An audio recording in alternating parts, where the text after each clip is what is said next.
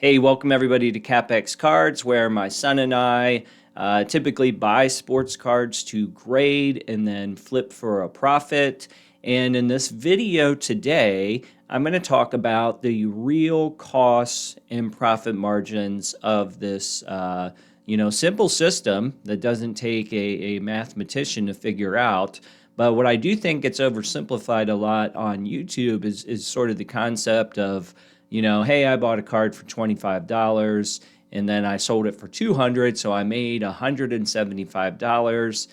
That to me, you get the point of it, but you're missing a lot of fees and a lot of percentages that make a big difference on what the real profit margin and expenses are if you are going to go out to buy cards to grade. So for this video, I'm just going to share some of the simple spreadsheet calculators, I guess, that I use and how I look at the fees and expenses so that I can make good decisions and my son can make good decisions when we're out scouting cards on, how much money do we really make? What's the kind of risk scenario?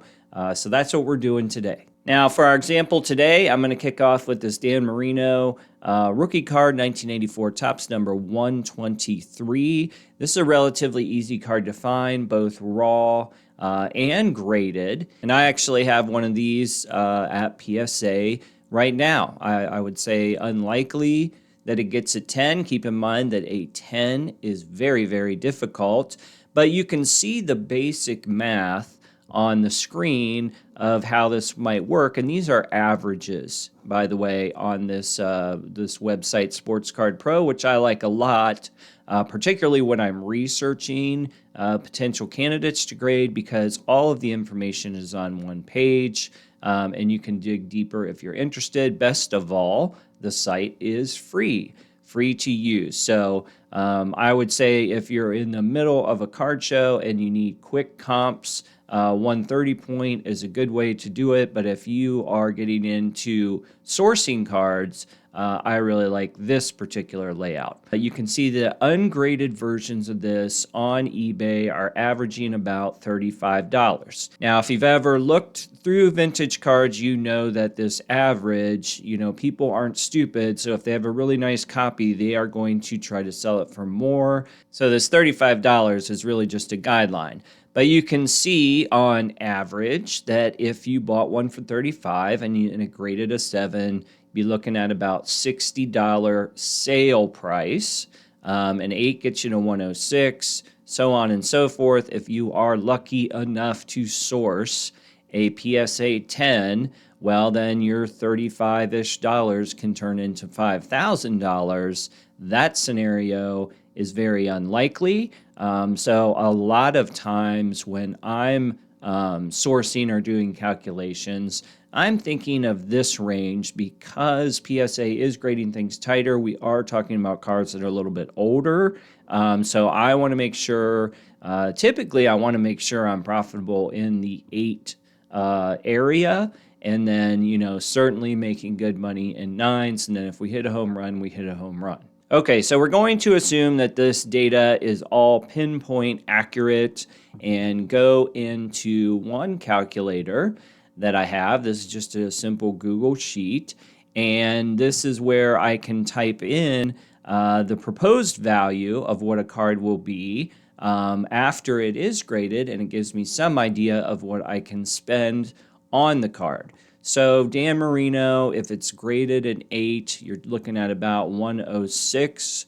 We're going to go over here and type in 105. And what this simple calculator does is it takes the number 105, it subtracts profit first, 25%, it adds a grading cost of 25, and then a 15% cost to sell. So every single card that you get, raw or, graded or whatever, there's almost for sure going to be a cost to sell the card. On eBay, that costs about 13%, depending on what you use for, if you use any of their advertising features or anything like that. So I round up to 15%.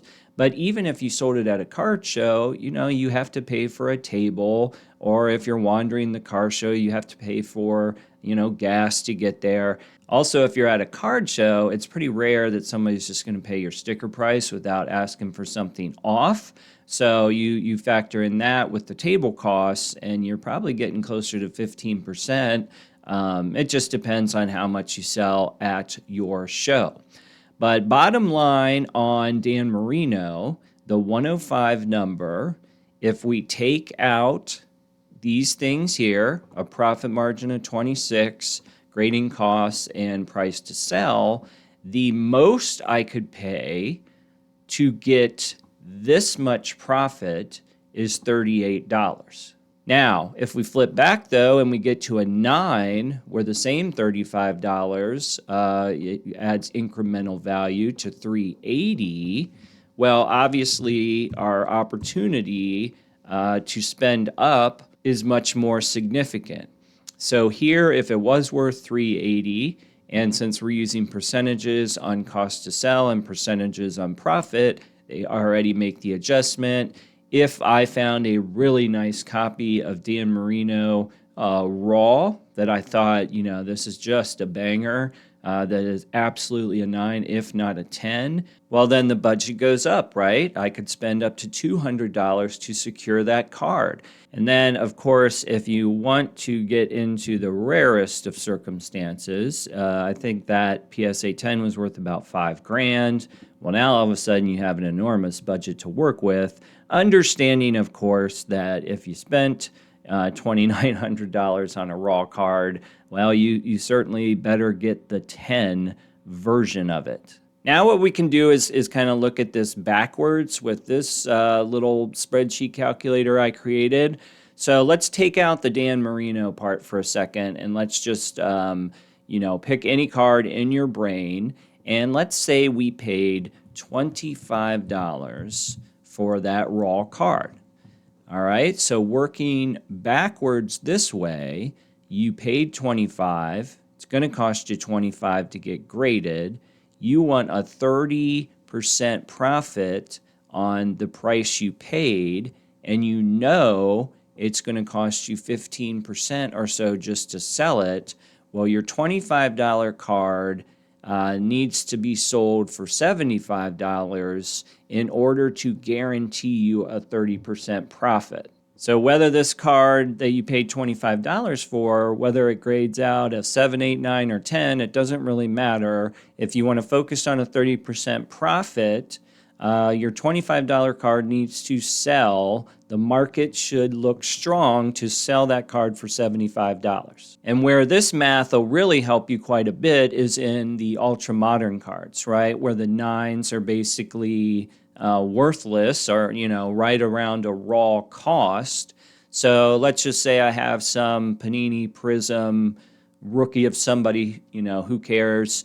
I pay $25 for it because I think it can get a 10. Well, the 10 better sell for at least $74, and that's probably likely if it's a notable person. I think you'll clear that by a mile. The problem is when you pay the $25 and you get a 9, can you get 75 for the 9? And if not, you only have $15 of profit margin to give up in order to get back to square.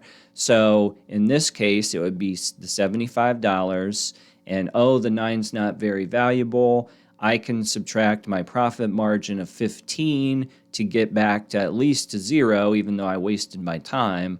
So that would put you about $60. A 9 would need to come out about $60 in that example in order for you to get to 0. All right, so a couple examples there on how I personally look at profit margins, expenses, etc. when shopping for cards to grade for a profit. Again, the point of this is there is a lot of costs that can eat away at your profit, and the purpose of those calculators for myself was to very specifically type in a 30% margin. So that, that's sort of the non-negotiable. Yes, you have the capability to make 150% profits, if not more, for cards that come in graded highly. And then, some of this kind of weasels its way out. You don't have to worry about it. But if you want to make sure what you're doing makes sense from a profit percentage, then creating something like the spreadsheet might be helpful for you. All right, hope you enjoyed this. If you have any questions, leave them in the comments below. I'll also link our eBay store down there if you want to check out some of the stuff that we have. Hope everybody's doing well. We'll see you on the next video.